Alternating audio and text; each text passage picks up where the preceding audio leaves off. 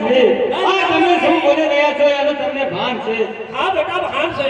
અરે આ તો તમારી પોતાની ધનેરતા છે અને મારી બહેન સગુણા ઘોર જંગલની અંદર લૂંટાણા છે તો એમની વારે જવાની રજા આપો.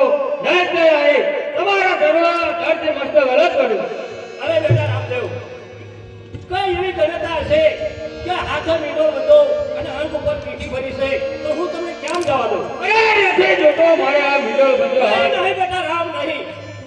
અરે માતાશ્રી, હજુ પણ તમને કહું બેન સગુણાને વારે જવાની મને રજા આપો.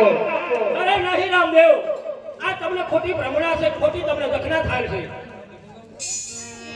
અરે માતાશ્રી, તમે જો કેવા માતા છો, આ તો મારી પોતાની બહેન છે અને જો એક સગુણા ઘોર જંગલની અંદર લૂંટાણા છે તે એમના રૂમે હાથ મળે છે અને મને પોતાની રહે છે.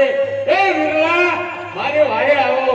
મેં બેન સગુણાને જોયા 20 વર્ષો વીતી ગયા છતાં બેન સગુણાએ આ પોકરણ ગઢો જાણ કે પાછળ જોયો નથી. તો અત્યારે મને આ અડધી રાતે બેન સગુણાને વારે જવાની રજા આપો. અરે બેટા નહીં, તો તને રજા તો નહીં આપું.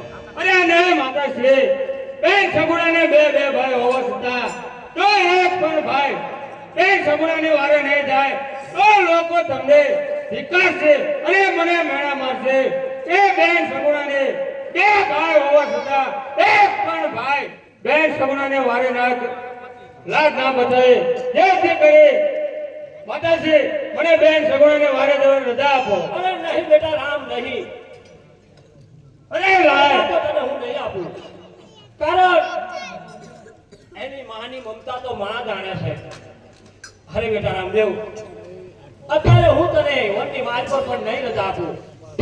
અરે નહીં માતાશ્રી, અત્યારે આ મારા માતાશ્રી આમ નહીં માને તો લાય એક સ્વરૂપમાંથી બે સ્વરૂપ કરી એક સ્વરૂપ આ માતા વિનરદેવને પાસે રાખો અને બીજા સ્વરૂપે એક સગુણાને વારે જા. અરે રામદેવ, આ શું બોલો છો? તમને ભાન છે?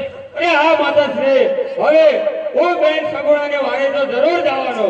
અરે બેટા, માતાનું આજ્ઞાનું પાલન કરો, તમારા રંગમહેલની માર્ગો જાઓ. અરે નહીં માતાશ્રી, તમે રંગમહેલમાં સુતા રહો, હું તમારી પાસે સુતો સુજાવ.